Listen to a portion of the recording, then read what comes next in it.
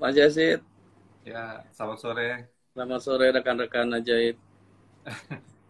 Ya, ini teman-teman ya, ini Pak Wiwi Suprihatno ya. Beliau merupakan Direktur Keuangan dan Manajemen Resiko PT Waskita Karya ya. Eh, Selamat sore Pak, semoga sehat selalu ya. Alhamdulillah, semoga Mas Yazid dan rekan-rekan Ajaib sehat selalu juga. Iya Pak. Nah, seperti kita ketahui kan, ini Pak, pembangunan kan sedang cukup pesat-pesatnya gitu ya saat ini ya. Mungkin kita berbincang dulu Pak mengenai tentang Waskita Karya ini. Sebetulnya eh, latar belakang atau histori dari berdirinya Waskita Karya ini seperti apa, kemudian visi dan misi yang ingin dicapai ke depannya itu seperti apa Pak Wibi? Oke, thank you Mas Yazid. Jadi Waskita ini kan merupakan perusahaan, salah satu perusahaan konstruksi di Indonesia yang merupakan badan usaha milik negara. Dan kami berdiri di tahun 1961 dan sebagai salah satu perusahaan milik negara yang hasil dari nasionalisasi di Indonesia ya. Kami memiliki visi sebagai perusahaan yang terdepan dalam membangun ekosistem yang berkelanjutan, tentunya melalui pembangunan di bidang konstruksi. Saat ini Waskita memiliki 5 aktivitas bisnis, yaitu jasa konstruksi, kami ada jasa investasi jalan tol, kami punya juga investasi properti dan realty, ada juga manufaktur dan infrastruktur lain, di mana dalam menjalankan lini bisnis tersebut, kami membagi dalam 4 anak usaha kami, yaitu Waskita Toll Road untuk investasi jalan tol, kami punya Waskita Beton Precast, dan Waskita Karya Infrastruktur untuk bisnis infrastruktur lain dan manufaktur. Dan juga Waskita Karya Realty untuk melakukan investasi di bidang properti dan realty. Itu Mas Yasid. Ya Pak Wibi, kalau yang kita ketahui bahwa yang IPO itu adalah WSBP ya Pak ya, Waskita Karya Beton Precast. Yang anak usaha lainnya ada rencana untuk IPO juga Pak? Uh, Saat ini memang belum, tetapi dari divisi bisnis development kami tentunya menjadi salah satu yang perlu kami lakukan evaluasi kajian ya, karena sebagaimana kita ketahui bahwa IPO merupakan salah satu alternatif pendanaan yang kita butuhkan saat ini. Salah satu yang ingin untuk kita IPO-kan adalah yang potensi ya, yang potensi terdekat adalah Waskita Toll Road, Waskita Karya Realty, namun masih menunggu juga kondisi market yang tentunya harus kondusif dan harus didukung dari appetite pasar terhadap proyek-proyek properti yang diharapkan semakin membaik ke depan, Mas Yasin. Oke, semoga bisa terwujud ya Pak. Kalau kita lihat kan pandemi juga ya sudah mulai agak-agak berkurang ya, dan kita lihat Betul, tahu di jalanan itu sudah mulai ramai gitu ya, termasuk betul. juga di jalan tol.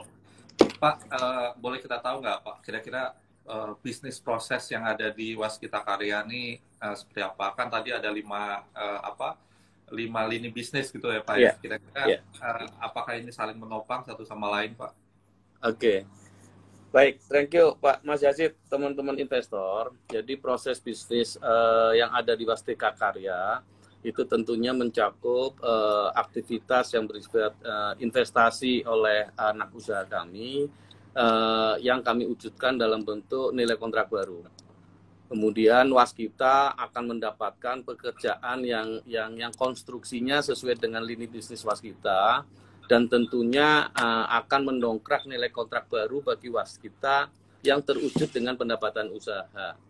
Selain melalui aktivitas investasi, Waskita juga turut serta dalam pelaksanaan lelang secara konvensional, di mana Waskita berpartisipasi juga pada lelang-lelang proyek yang dilakukan baik oleh pemerintah maupun BUMN atau swasta, yang tentunya mengarah kepada proyek-proyek yang secara visibility mendorong tercapainya program kerja Waskita.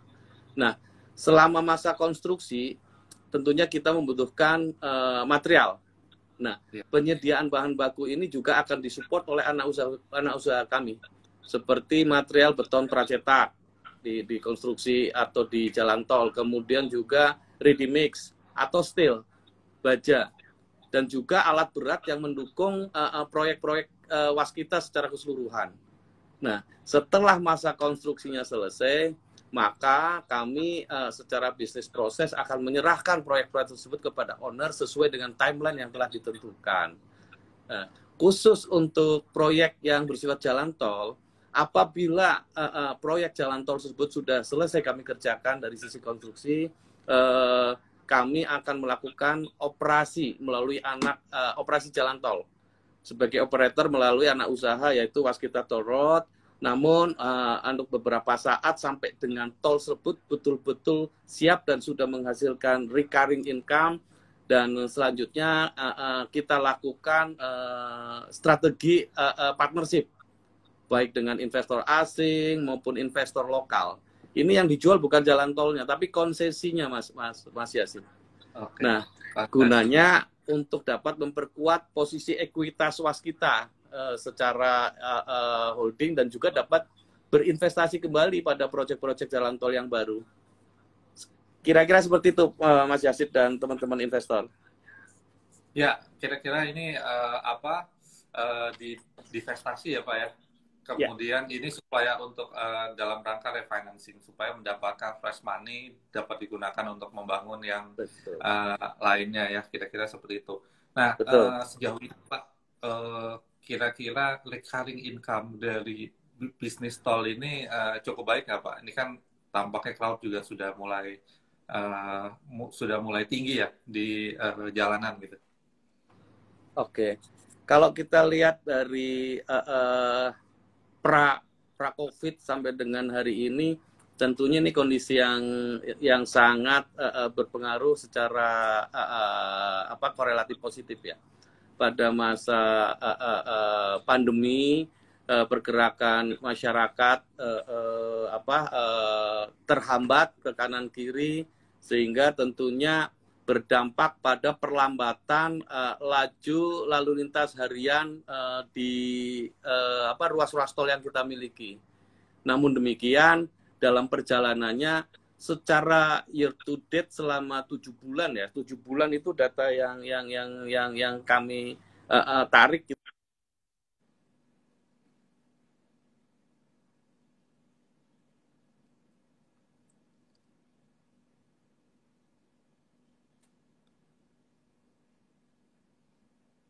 Ya, Pak Wiwi, suaranya kurang kedengeran nih. Suaranya. Ya, suaranya tidak terdengar, Pak Wiwi.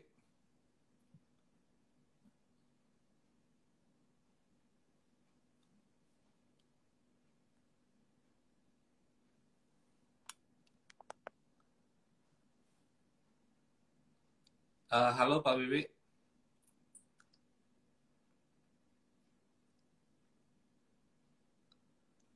Ya, suaranya saya kurang begitu mendengar nih, Pak Wiwi.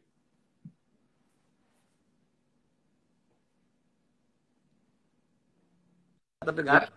Nah, sekarang sudah jelas, Pak.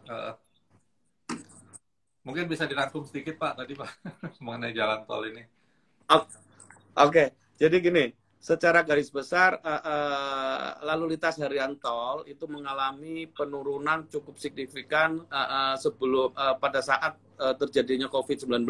Karena kan keterbatasan PPKM dan sebagainya. Nah, dengan telah dibukanya PPKM, masyarakat pelaksanaan mudik, kondisi lalu lintas harian tol, ruas tol yang kita miliki sudah menunjukkan pada posisi 99% mendekati posisi LHR sebelum COVID.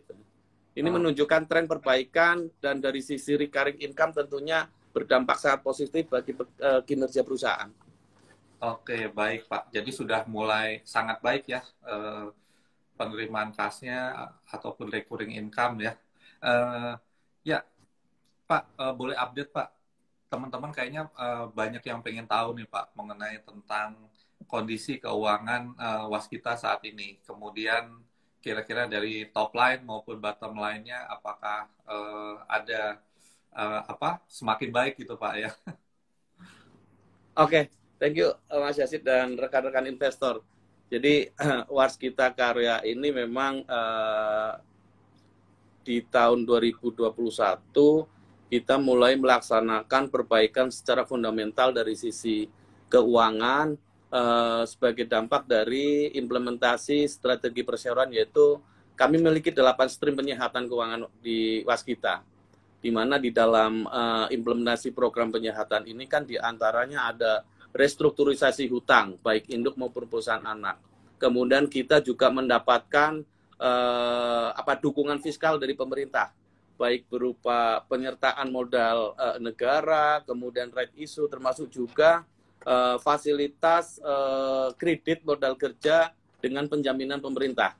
Penjaminan pemerintah ini adalah tujuannya bukan pada saat default terus dibayar oleh pemerintah, tapi menjaga agar tidak terjadi default di sisi Waskita kepada para krediturnya.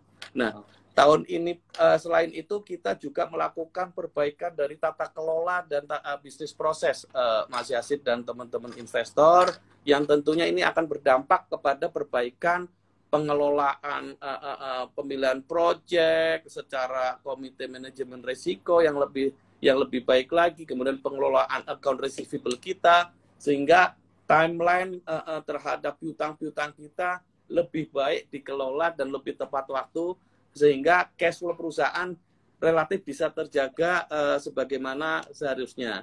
Nah, tahun lalu kami menyelesaikan restrukturisasi dengan 21 lenders.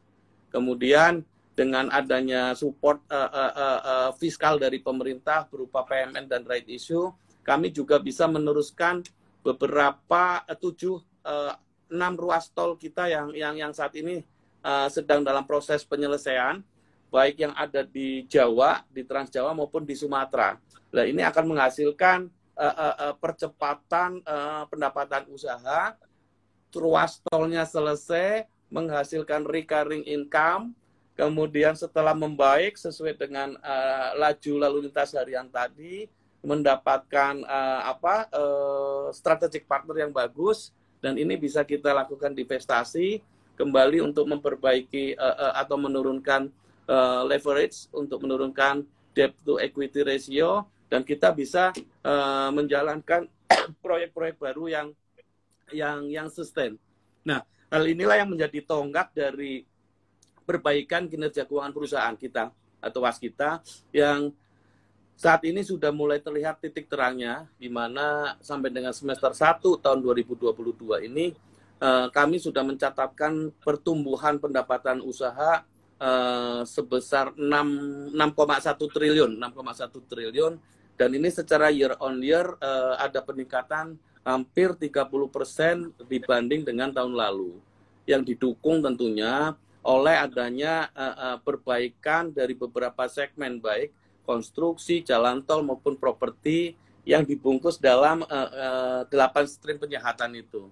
Nah, dari sisi beban keuangan Waskita, saat ini juga sudah menunjukkan penurunan seiring dengan adanya restrukturisasi, di mana beban keuangan menurun, kemudian perbaikan likuiditas Waskita, sehingga kewajiban-kewajiban finansial perseroan bisa terpenuhi secara bertahap, dan dengan adanya perbaikan pada pendapatan usaha dari peningkatan produksi dan juga tadi penurunan beban keuangan, tentunya didukung pula dengan adanya gain yang positif dari pelaksanaan strategic partnership di jalan tol melalui divestasi.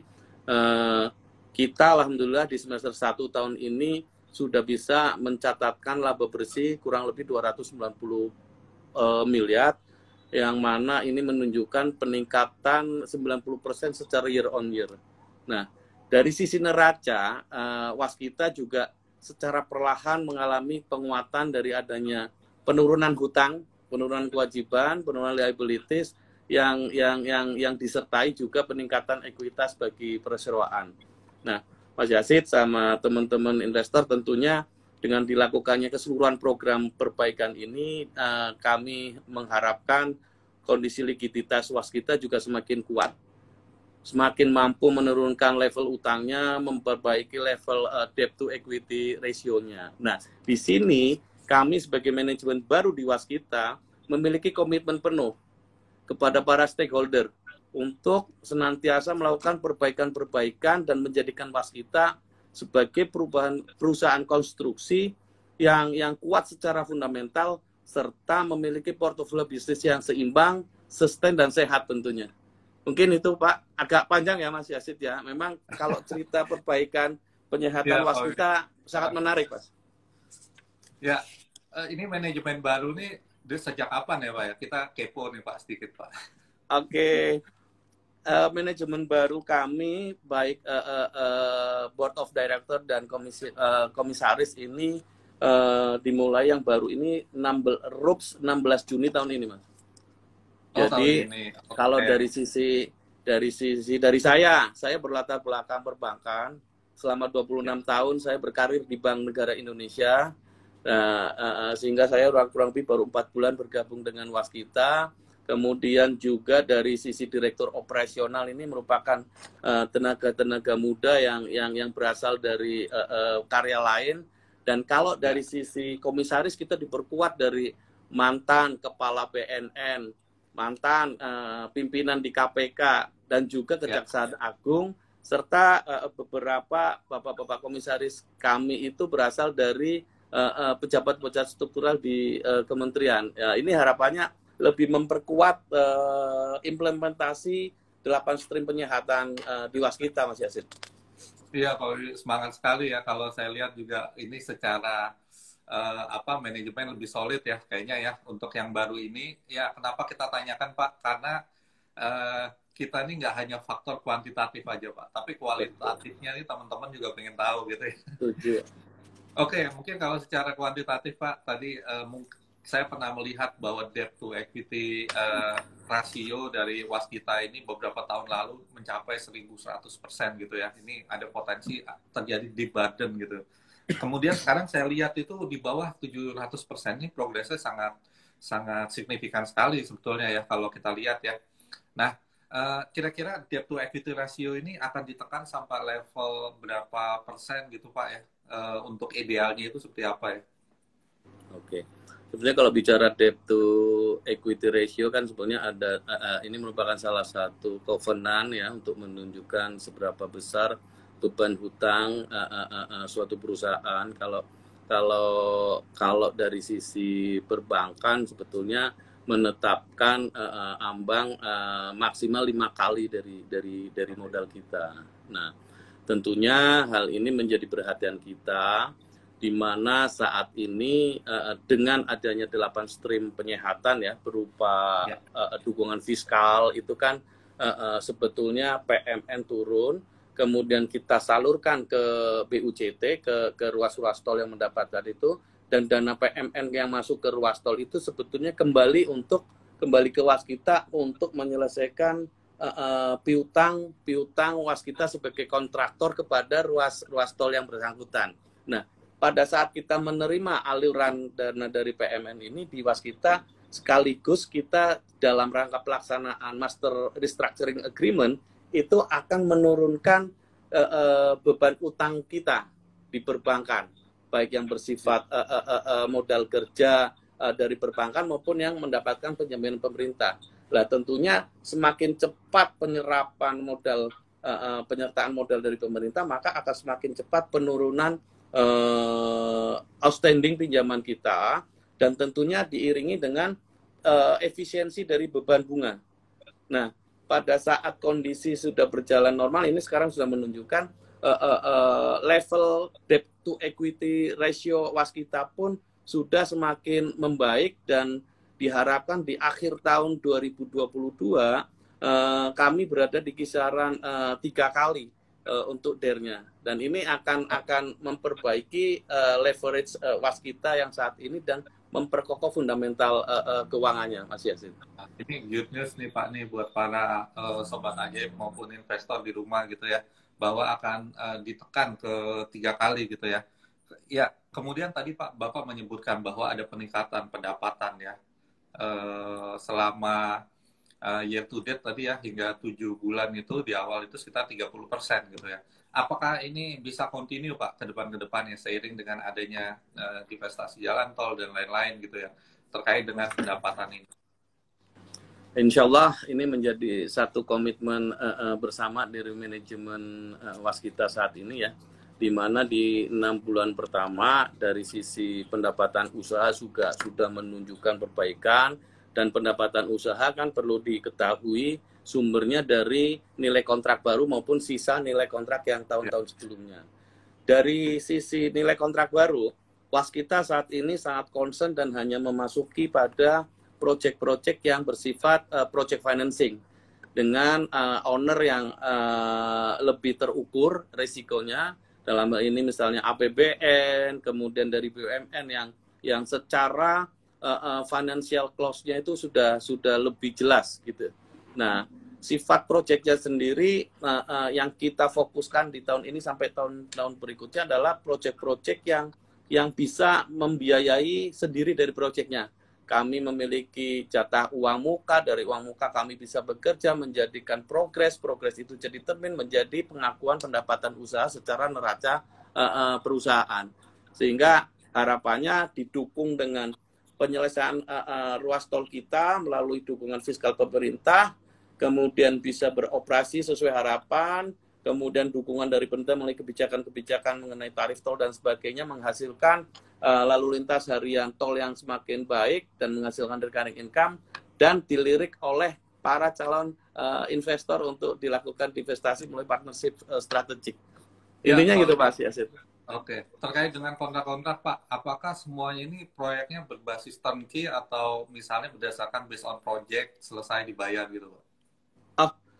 Kita di tahun ini tidak masuk ke proyek-proyek yang turnkey, mengingat kondisi keuangan Waskita masih dalam proses perbaikan secara fundamental, ya, sehingga perolehan nilai kontrak baru Waskita lebih difokuskan kepada dan di tahun ini 100% merupakan proyek-proyek yang non turnkey.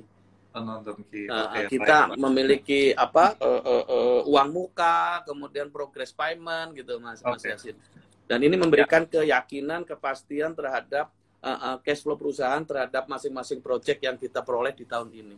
Nah, ini informasi yang sangat penting nih Pak ya, yang bisa kita dapat dari Pak Wiwi selaku Direktur Keuangan Waskita ya, bahwa proyek-proyek Waskita ya teman-teman ya itu basisnya 100% sekarang based on project gitu ya. Jadi ada uang mukanya, kemudian selesai project juga langsung mendapatkan cash ya. Semoga ini ke depannya cash flow-nya nih terutama dari cash flow from operation-nya positif terus gitu Pak. Walaupun ya biasanya kan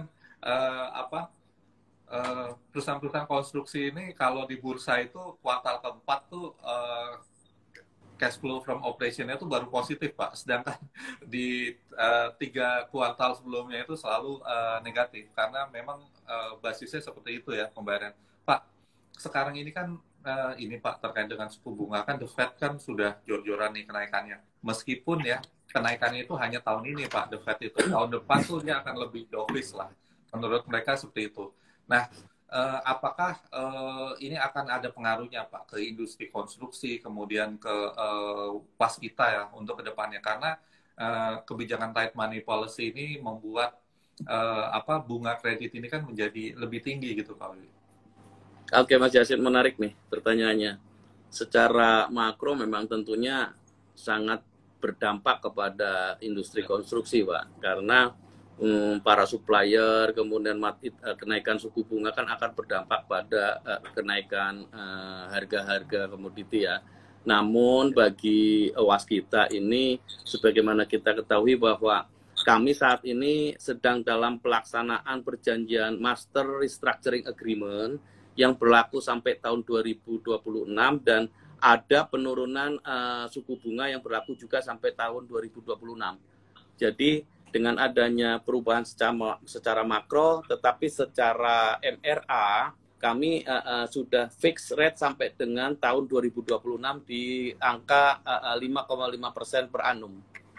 Intinya itu Mas. Jadi ini insya Allah tidak berdampak pada Waskita sampai dengan MRA-nya berjalan.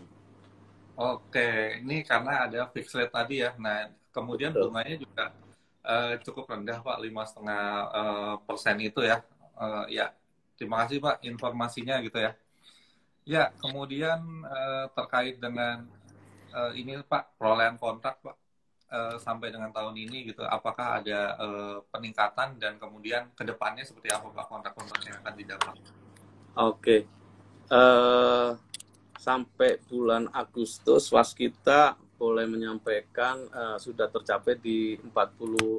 Bentar Mas Yosid, aku tak ini Ya, HP saya mesti dicas sebentar, izin sorry. Oke. oke, nggak apa-apa Pak. Kita Sorry, tungguin sorry Pak. teman-teman.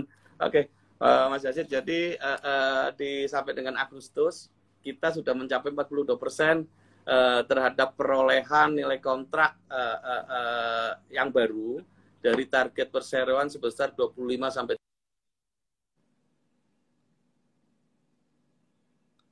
Iya Pak, suaranya ini kurang kedengeran lagi Pak Wiwi. Ya, suaranya Pak, suaranya kurang terdengar Pak Wiwi.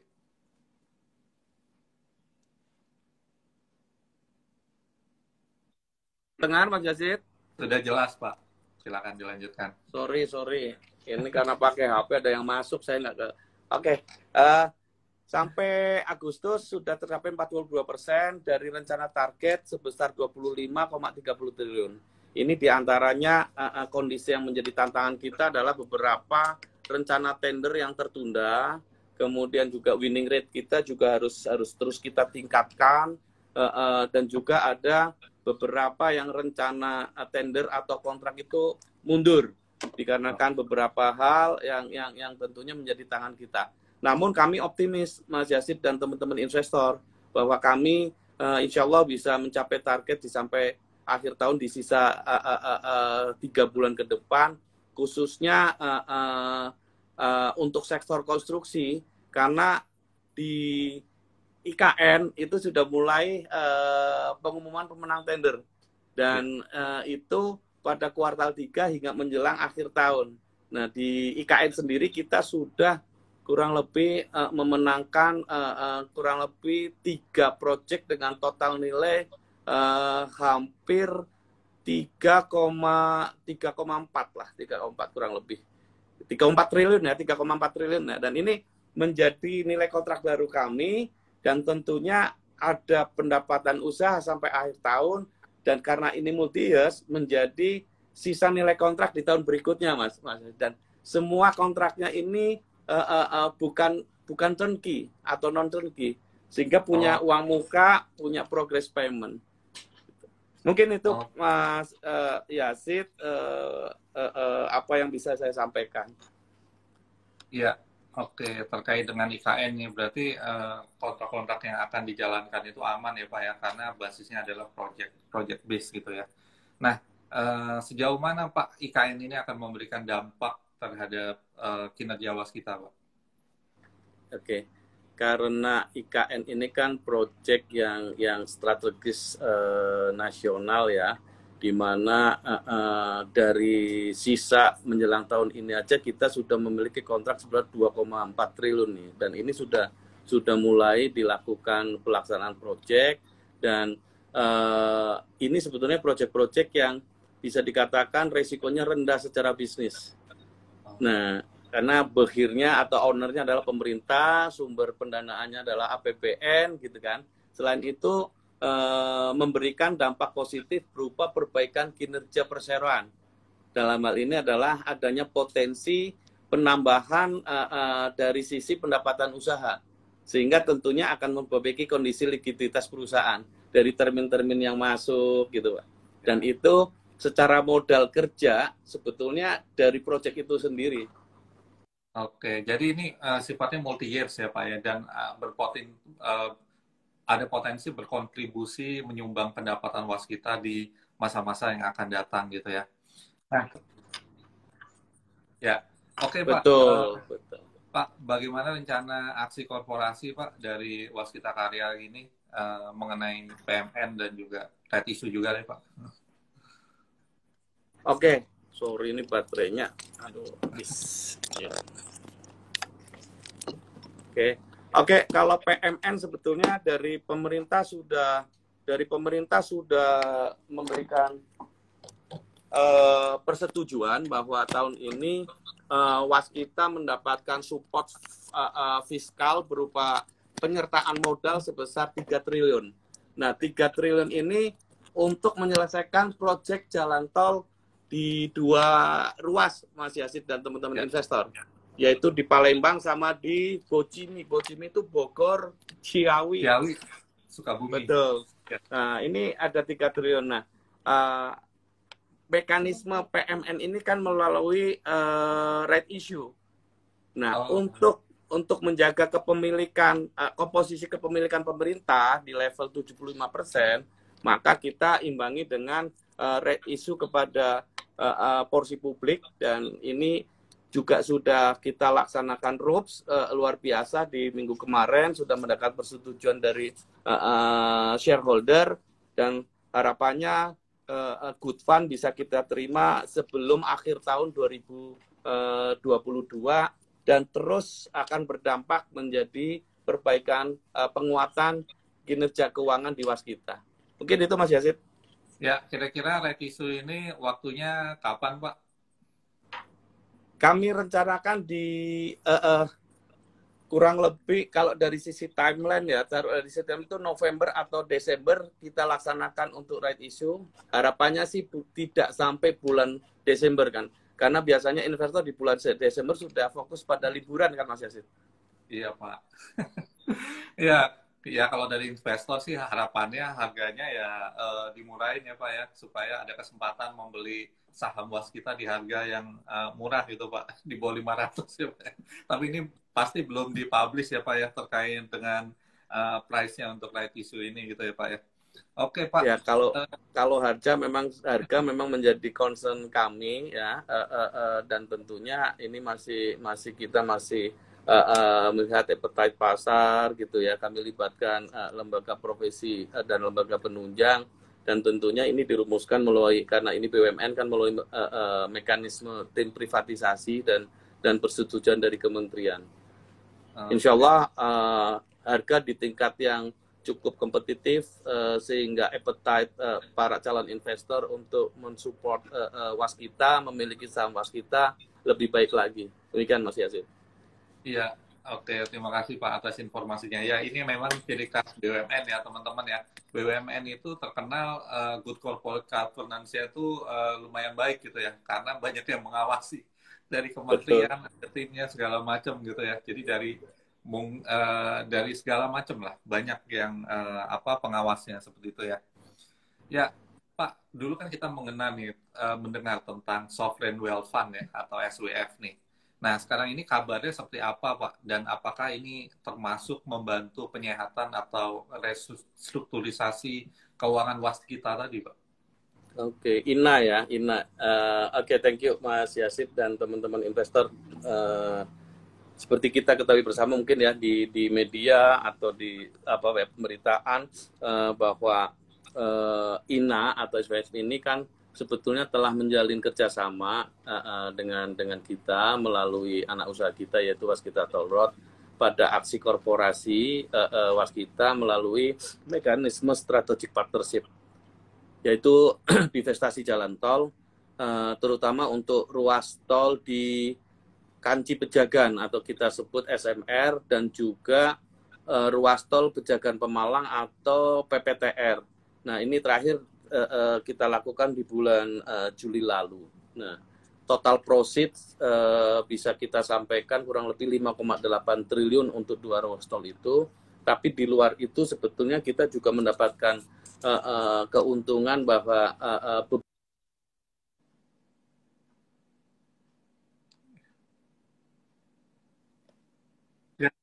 tersebut Waskita berhasil membukukan gain yang sesuai dengan porsi kepemilikan kita saat ini dan berdampak pada kinerja keuangan kami.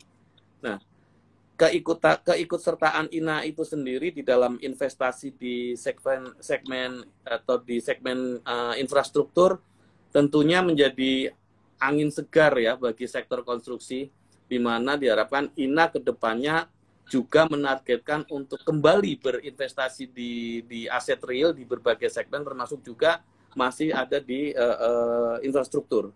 Ini merupakan bukti konkret sih sebetulnya dari pemerintah dalam rangka menciptakan iklim investasi yang lebih mudah dan lebih friendly, sehingga diharapkan dapat menarik makin banyak investor-investor asing yang mau berinvestasi di Indonesia, dan tentunya ini menjadi menjadi kekuatan bagi Indonesia. Mungkin itu Mas Yasid, teman-teman investor. Ya.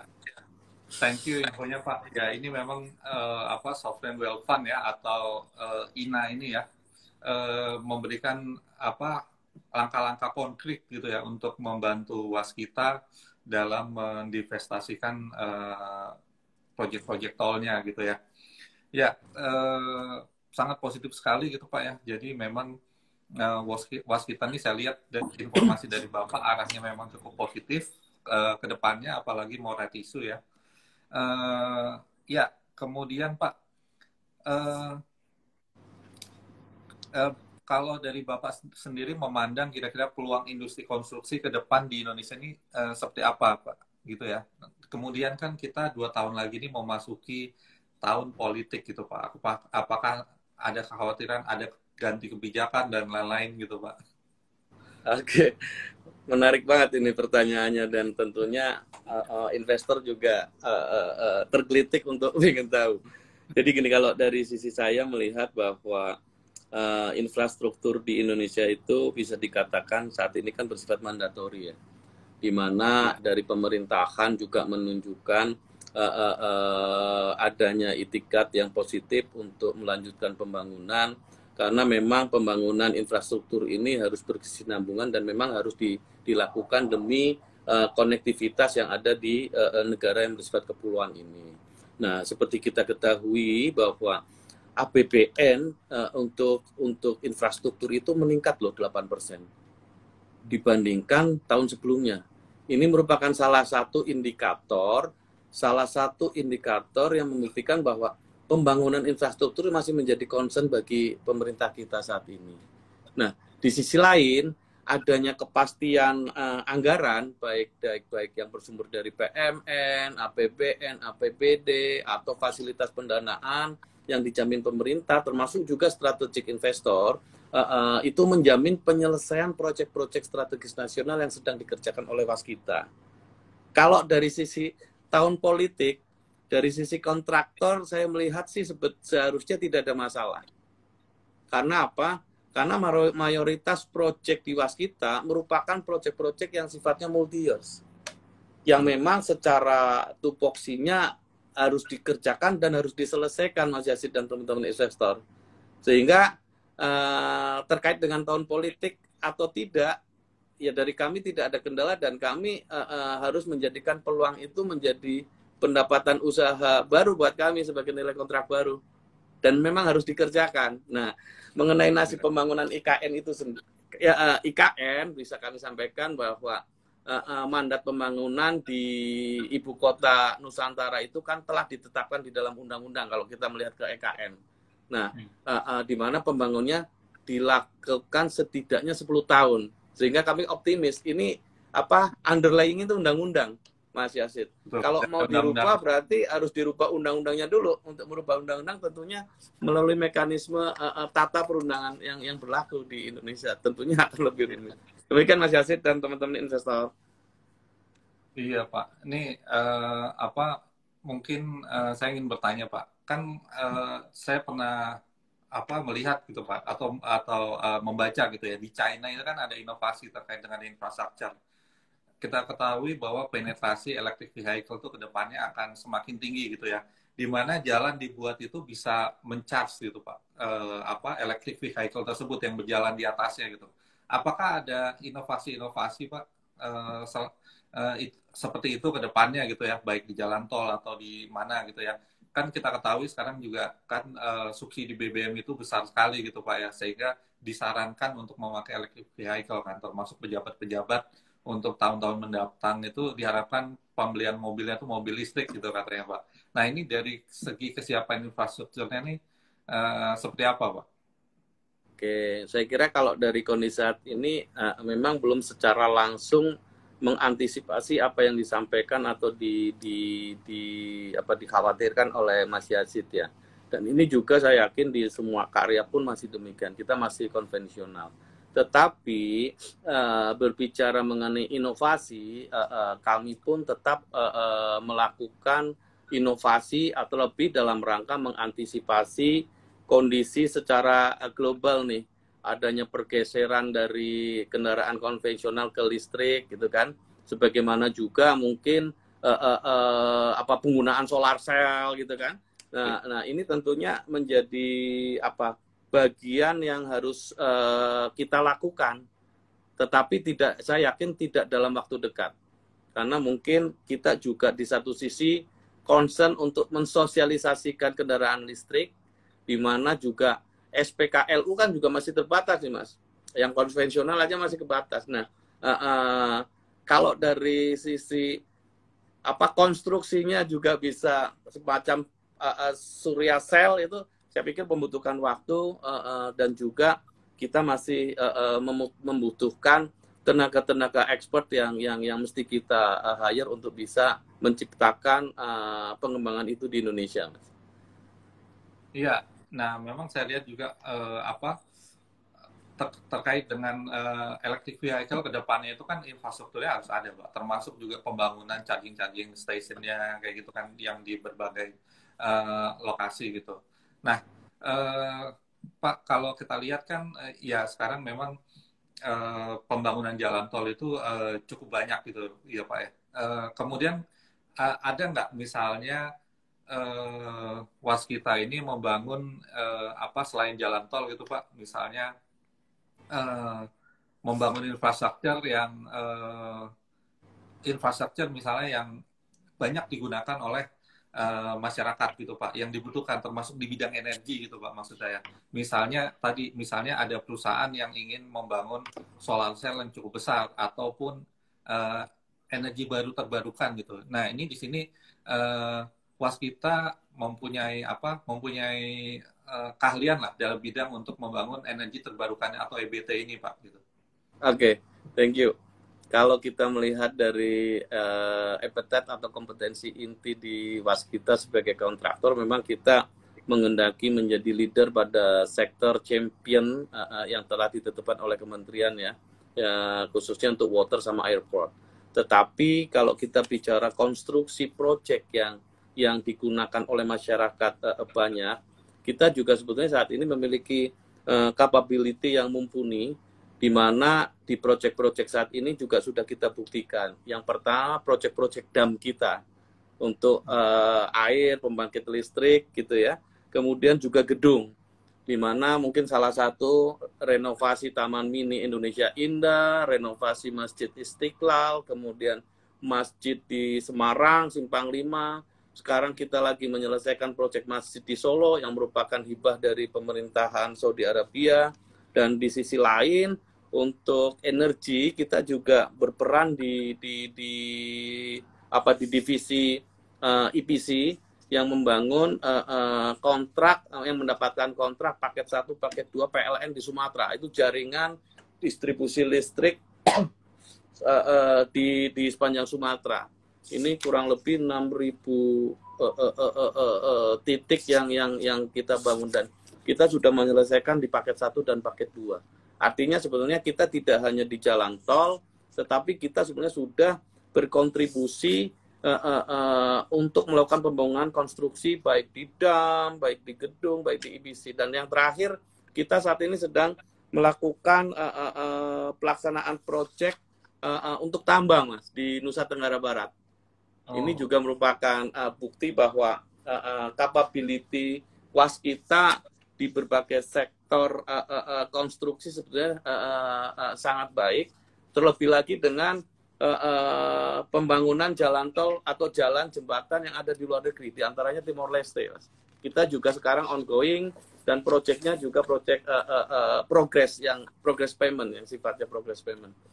Demikian Mas Yasid. Oke, ya berbicara mengenai tentang proyek yang ada di luar negeri, kira-kira nih Waskita nih selain di Timor Leste ada proyek di mana aja gitu Pak? Dan ada rencana untuk go global nggak Pak? Kalau saya dengar kan waktu itu Pak Jokowi juga kan bilang ya bahwa dalam mendapatkan apa teknologi dan lain-lain pasti kan ada teknologinya Pak di bidang konstruksi ini. Kira-kira ada rencana joint venture dengan perusahaan besar dunia atau apa gitu Pak? Kemudian mengerjakan proyek-proyek besar di luar negeri. Kira-kira ada arah ke sana nggak? Oke. Arah ke sana udah pasti ada Pak, karena saat ini selain di Timor Leste kita mengerjakan proyek jalan nasional. Saat ini juga Waskita sudah mulai masuk ke rencana kontrak dalam rangka proyek governance to business, yaitu dengan pemerintah di South Sudan dalam rangka merealisasikan proyek konstruksi jalan nasional di Sudan Selatan. Nah, ini melalui mekanisme kerjasama antara Kementerian Jalan Jembatan di South Sudan dengan Waskita yang didukung pembiayanya adalah hasil dari penjualan minyak Sudan kepada Pertamina. Nah, ini masih dalam proses untuk bisa, harapan kami bisa menjadikan pemenangan proyek dan bisa terrealisasi kontraknya dan menjadi nilai kontrak baru sampai dengan tahun depan, Mas Yasid. Nah, kalau yang ke depan tentunya proyek-proyek luar negeri menjadi salah satu incaran sebagai potensi, sebagai pipeline kami agar kami bisa go secara internasional.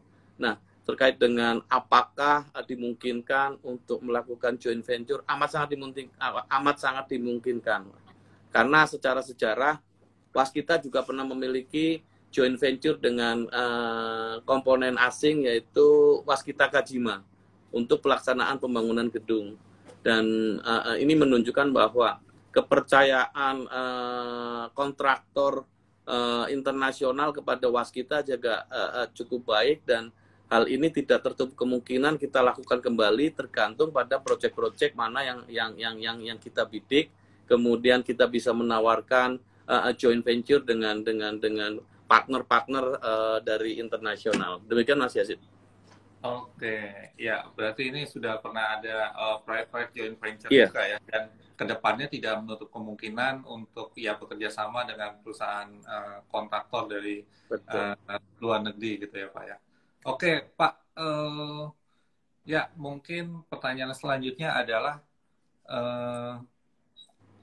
ya mungkin bisa di ini Pak diberikan kira-kira view-nya gitu ya mengenai tentang Waskita ke depannya ini seperti apa, apakah ada proyek-proyek yang diincar gitu ya, dan kira-kira fokus dari Waskita ini apa gitu Pak ke depannya.